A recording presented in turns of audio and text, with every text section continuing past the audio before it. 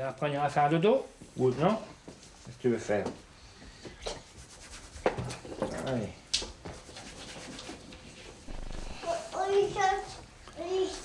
Allez, hop, enlève les pattes. J'ai appris tout seul, comme on dirait, sur le tas, parce que bon, bah, moi, j'ai eu aussi 3 enfants, et donc, bah, je m'en occupais aussi, et j'allais changer, et bon, j'ai appris tout seul. Et puis, il n'y a pas de honte à changer un bébé. Il n'y a pas que les mamans qui savent changer un bébé. Et puis, ça fait plaisir de s'occuper d'un petit bébé, comme ça. Même quand c'est pas les siens. Hein? Les enfants l'appellent tonton Hubert. Dès 8 heures, sa journée commence avec le défilé des mamans. Alors, ça va toi? Bonjour. Il fait dit bonjour à tonton? Il a dû déployer des trésors d'ingéniosité pour prouver qu'il pouvait faire aussi bien qu'une maman. Allez, salut ma poule. Ce soir, maman. Ce soir, maman. Hein? Ce soir, ma Allez. fille. Voilà. Qui c'est qui arrive là? Hein?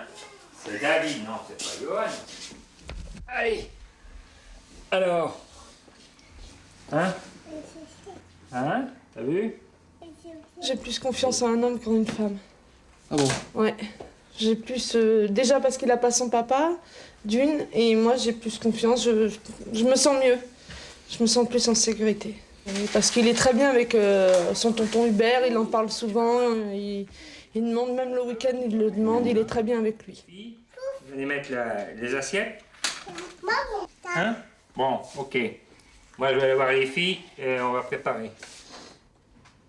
Pour devenir nourrice agréée, Hubert a dû faire un stage. Il était le seul parmi 250 femmes. Non, hein?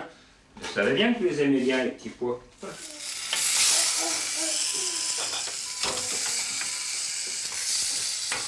Voilà, monsieur David. Hein? Voilà, tu peux commencer. Le père Allez. David. Le père David, oh là là. Un sacré celui-là, hein? Hein? Bon, c'est qu'il est... Là, oh, ça va, elle peut manger sans souffler.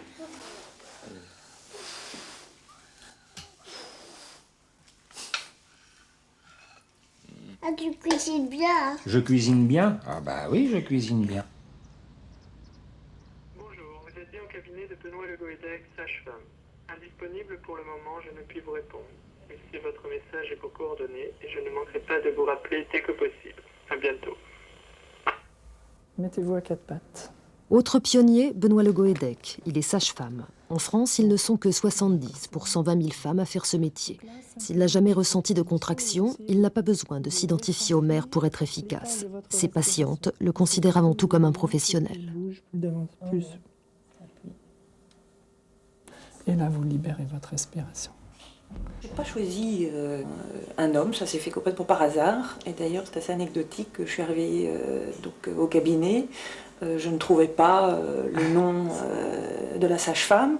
J'ai entendu des gens qui parlaient en bas. Je suis descendue et j'ai dit bonjour, je cherche Madame Benoît Le Goédec. Et en le disant, je me suis dit, c'est bizarre. Et Benoît m'a répondu, c'est moi. Donc, attendez-moi là-haut. Donc, je suis remontée, un petit peu piteuse, en me disant, mince, j'ai fait une gaffe.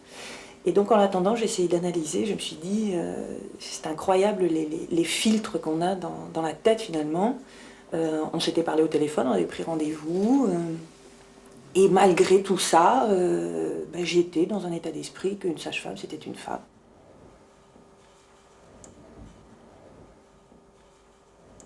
J'ai pas de retenue dans mon métier face aux femmes et dans les gestes que je peux avoir, notamment sur le corps, parce que je ne me pose pas en tant qu'homme dans la relation que j'ai à elle, dans mon métier. Je suis sage-femme et je suis dans ce rôle. Et c'est aussi ça qui fait que ça se passe bien ou que même la surprise ayant eu lieu, il y a quelque chose qui se passe. Pendant plus de 20 ans, Hubert Maillard a été éducateur pour adolescents dans un foyer de la DAS. Il a décidé d'arrêter ce métier pour s'occuper des plus petits. Il est évident pour lui qu'un homme a aussi sa place auprès des jeunes enfants. C'est vrai qu'en maternité, il y a qu'un univers de femmes. Après, ces enfants vont dans des maternelles. Bon, on commence à trouver quelques maîtres dans les maternelles. Et sinon, c'est toujours un milieu de femmes. Et c'est pour ça que je trouve que bon, c'est très bien d'avoir un homme à faire ce métier. Parce que la preuve, ils ont besoin d'avoir aussi cette image-là.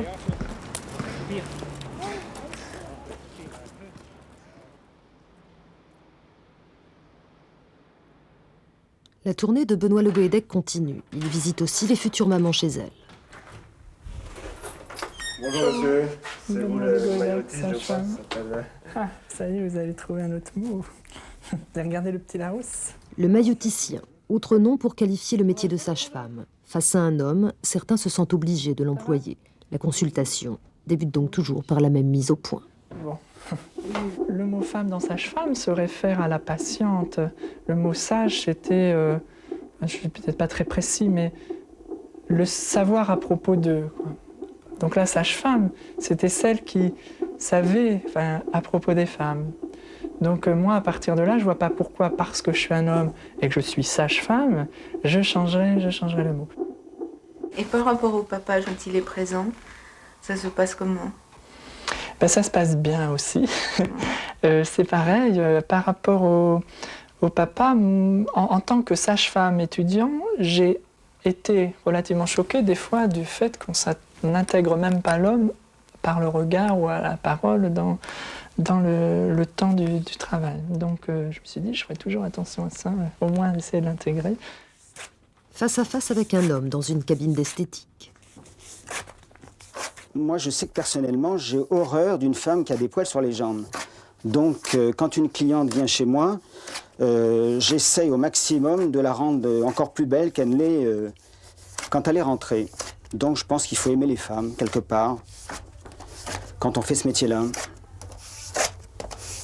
On ne pourrait pas faire ce métier-là sans aimer les femmes, je pense pas.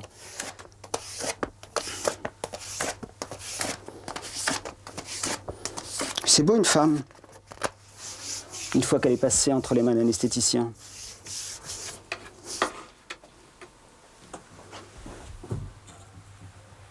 Et vous, ça vous gêne pas? Ça vous a pas semblé bizarre qu'un homme puisse vous épiler? C'est pas plus mal, en fin de compte. Il y a 20 ans, j'ai travaillé dans un institut de beauté avenue de Versailles.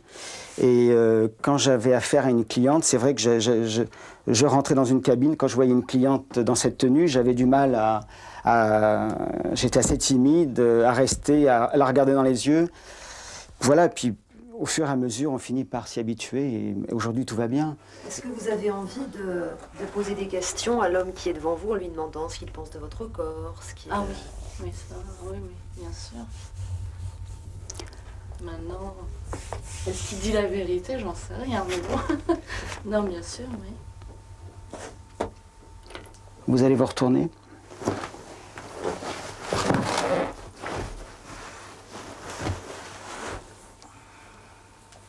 Vous avez vu mes jambes derrière mes cuisses? Oui. Vous croyez qu'il y aurait besoin d'une liposuction? Non, pas du tout. Vraiment, alors là, je ne suis absolument pas d'accord pour une liposuction, ce qui vous concerne, parce que vous avez vraiment un tout petit peu de rétention d'eau. Il suffirait de faire quelques drainages lymphatiques et ça se résorberait facilement. Une cliente habituée. Depuis 20 ans, elle est une fidèle de Claude Coirier. Même son mari appelle l'esthéticien pour le féliciter régulièrement pour son travail. D'accord. Voilà. D'accord. Merci, c'est au noté. revoir. Merci, au revoir. Voilà, c'est pas trop chaud, ça va? Voilà. C'est une relation quand même de grande intimité. Contact, oui, tout à fait. Il y a un contact.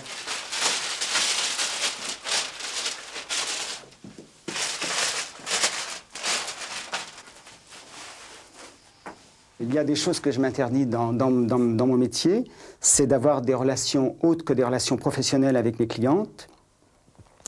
Déjà parce qu'au niveau professionnel, il est préférable de s'en tenir là et garder sa clientèle.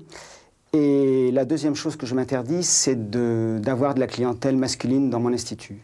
Il y a des instituts spécialisés pour ça, donc je me consacre uniquement aux femmes. Voilà. Et si un homme vient pour se faire épiler les jambes? Non, je refuse, je refuse. J'accepte éventuellement une manucure ou un soin du visage, mais même pas, non. Je ne prends pas les hommes, non, non. Et vous n'avez pas envie de toucher les hommes? Non, pas vraiment. Non, non. La grande spécialité de Claude, le massage.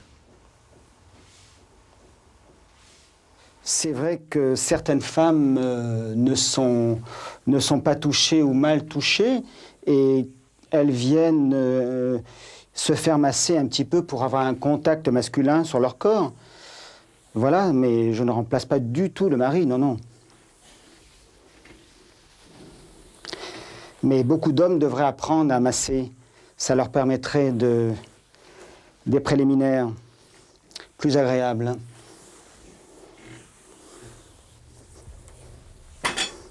Inutile de revenir sur le succès d'un homme esthéticien puisqu'aujourd'hui, Claude Coirier possède sa propre chaîne de salons à Paris. Hey, Bois.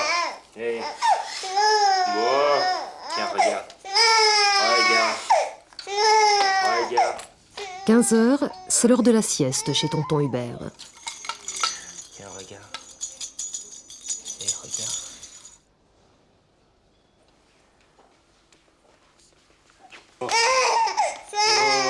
Oh là là. Hop, hop, hop, hop, hop, hop. À 6 mois, bon, on arrive déjà mieux à travailler avec eux, même à faire des petites activités, de jouer et tout. Puis après, bon, quand ils commencent à marcher et tout, c'est beaucoup plus, c'est plus simple. Mais là, c'est l'âge le plus dur.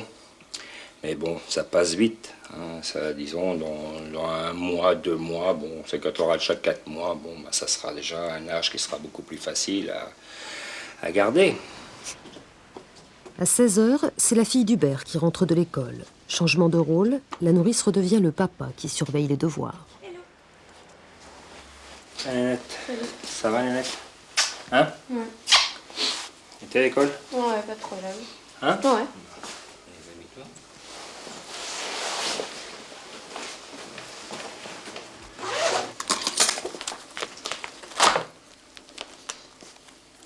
Est-ce que ça change quelque chose d'avoir un père à la maison? Avant, il n'était pas derrière moi pour voir si je faisais bien mes devoirs, mon piano. Donc, c'est pour ça on en profite un petit peu quand même, on regardait la télé, des trucs comme ça. Je suis persuadé que là, maintenant, ils sont quand même grands à un âge où on pourrait les laisser seuls et qu'ils pourraient prendre leurs responsabilités.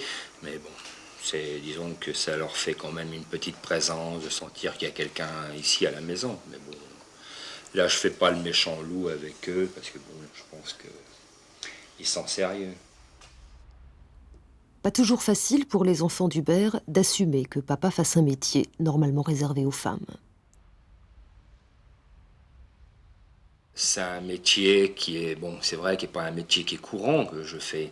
Alors, bon, la fille, elle l'a peut-être plus accepté que mon fils. Donc, lui, avec ses copains qui ont quand même un âge déjà bon de 17 ans, il commence à comprendre ça, mais ça n'a pas été évident. Avant, ouais, je considérais plutôt que c'était un métier de femme, mais bon, maintenant que mon père fait ce métier, bon, bah, maintenant je vois qu'un homme peut très bien y arriver aussi, donc je considère maintenant que c'est mixte. Quand tu seras toi maman et tu auras des petits-enfants, ben, tu pourras quand même les emmener en toute confiance à leur grand-père, parce que tu sais qu'il sait au moins s'en occuper, et puis bon, ben, hein, non? Ouais.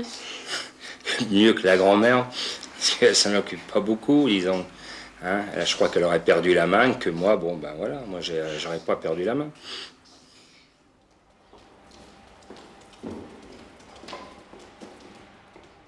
Quand Claude Coirier rentre chez lui, sa journée n'est jamais complètement terminée. Hello. Bonjour. C'est froid, hein? Très froid. À la maison, sa femme et sa fille attendent parfois l'esthéticien de pied ferme. Parfait. Aujourd'hui, j'ai le droit de manicure parce que ce soir, on sort. Et j'ai des mains de travailleuse. Tu veux bien? Oui, tout à fait, je vais te la faire. Et bien alors, voilà. Tiens. Tu veux pas en profiter avec un joli verre, le violet? Non? bleu. Ah, tiens, quand même. Ma fille et ma femme sont quand même assez raisonnables. Elles savent que j'ai beaucoup de travail, donc elles me demandent avec modération les choses. Ma fille, de temps en temps, devant la télévision, me demande un petit massage du dos quand elle est fatiguée. Quant à ma femme, elle vient à l'institut quand elle a besoin d'un soin un peu spécifique. Sa femme, comme ça, de cette façon-là aussi. Oui, ça vous semble étonnant parce que ça sort des stéréotypes, mais pour nous, c'est normal. Pour nous, c'est comme un homme qui bricolerait et qui se servirait bien de la perceuse. Par contre, il ne se sert pas très bien de la perceuse. J'accepterais qu'un autre homme s'occupe de moi pour des soins plus anodins, comme par exemple une manucure, ou bien un soin du visage, ou bien toutes les choses de coiffure, choses comme ça. Mais dès qu'on passerait à des trucs comme les massages, les épilations, oui, c'est vrai que peut-être que j'aurais plus de difficultés. Mais ça tient à ma personnalité. Si mes fils étaient là, ils vous diraient que je suis coincée. Les relations d'une cliente avec son esthéticien, ou même éventuellement avec son coiffeur, sont des relations très privilégiées. J'insiste là-dessus parce que je crois que c'est important. Parce que cet esthéticien ou ce coiffeur porte un regard d'homme sur la cliente. Et pour elle, c'est important, parce qu'il y a un rapport de séduction tout de même. Finalement, on fait toutes ces choses-là pour rester relativement séduisante. Et une femme va apporter sa technicité, une esthéticienne. Un homme, en plus de sa technicité, il apportera son regard. Et je pense que c'est certainement un plus. Il ne trouvera pas ça superflu quand je serai vieille, complètement vieille. C'est sympa. Mais tu seras toujours jeune, puisque je vais toujours m'occuper de toi. Alors. Tu vas me maintenir. Voilà. Tu ne pas jalouse?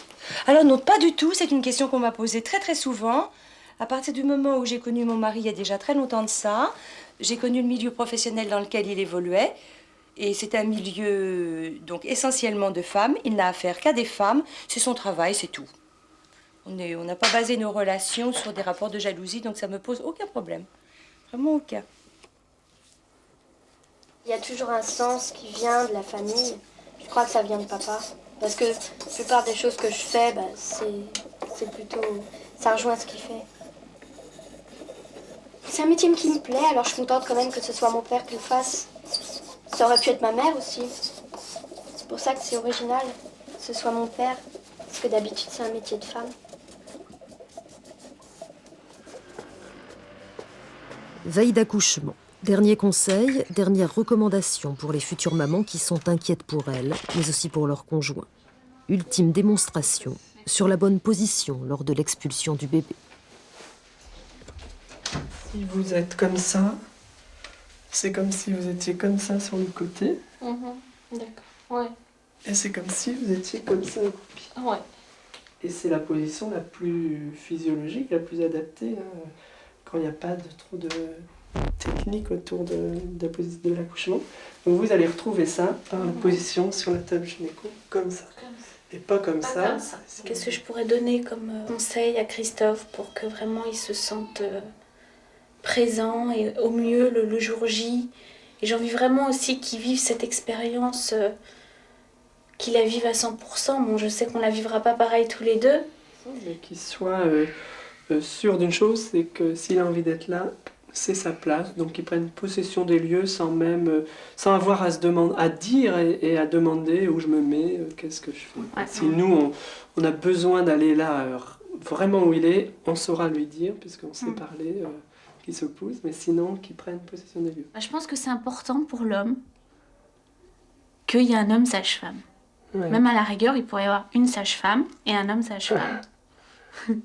Comme ça pourrait le mettre peut-être, ça met peut-être plus le père un peu plus en confiance, et puis il sent que il y a une présence masculine, même s'il y a le docteur. Je revendique le fait d'être pleinement sage-femme et d'avoir le rôle identique qu'une femme dans cette fonction.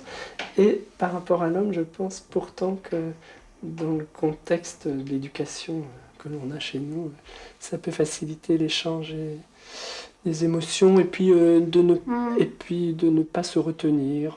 Voilà, moins de barrières.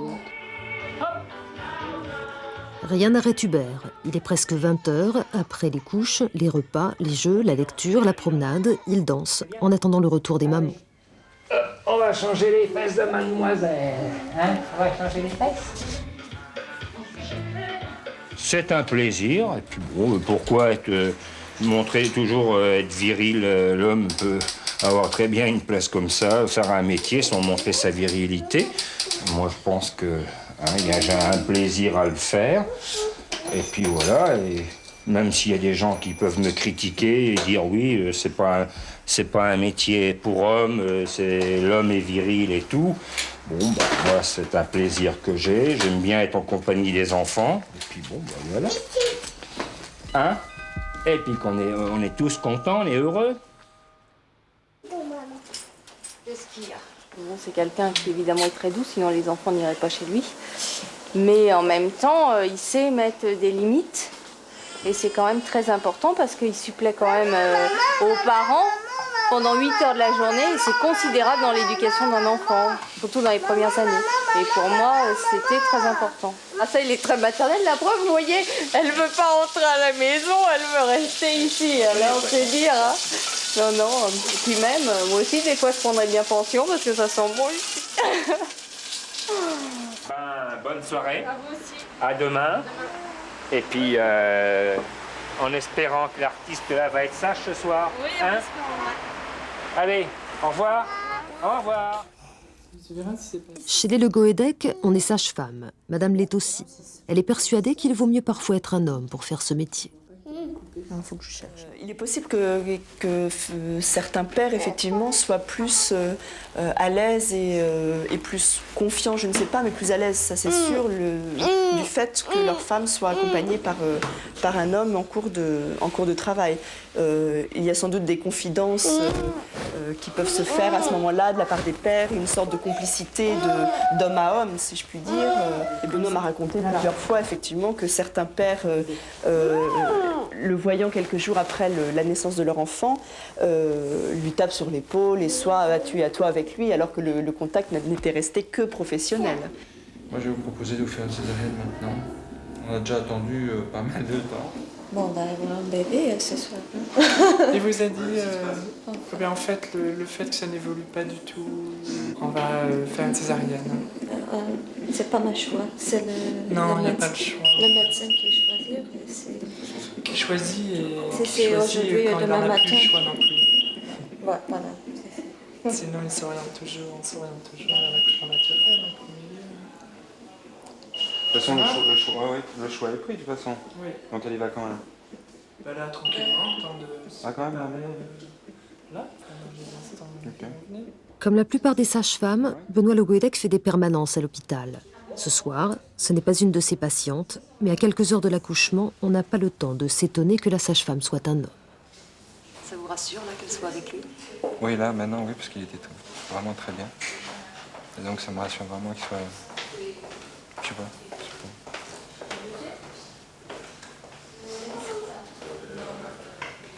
C'est peut-être idiot, parce que je le connaissais pas, mais bon. Il avait l'air très gentil, alors c'est toujours mieux comme ça.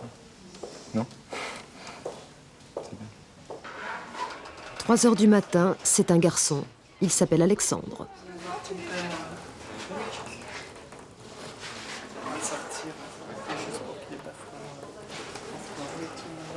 Ça nous a rassuré que les sages-femmes soient là tout le temps. Oui. Surtout lui, il est génial. On va le nettoyer? Il fait la tête, hein. Qu'est-ce qu'il fait la tête? Hein? Qu'est-ce qui t'arrive? L'homme va peut-être plus facilement se laisser aller parce que je suis une sage-femme et un homme, parce qu'il ne se sentira pas, entre guillemets, ridicule dans l'élan qu'il a à l'enfant, qui est peut-être plus attendu ou autorisé à une femme. C'est chouette, regarde, tu vois, c'est de l'eau. Alors tout naturellement, c'est papa qui donne le bain. Qu'est-ce que t'es bien là, oh là là, oh. Un petit peu plus à gauche, un peu plus à droite. Ok. Oh, bah dis donc.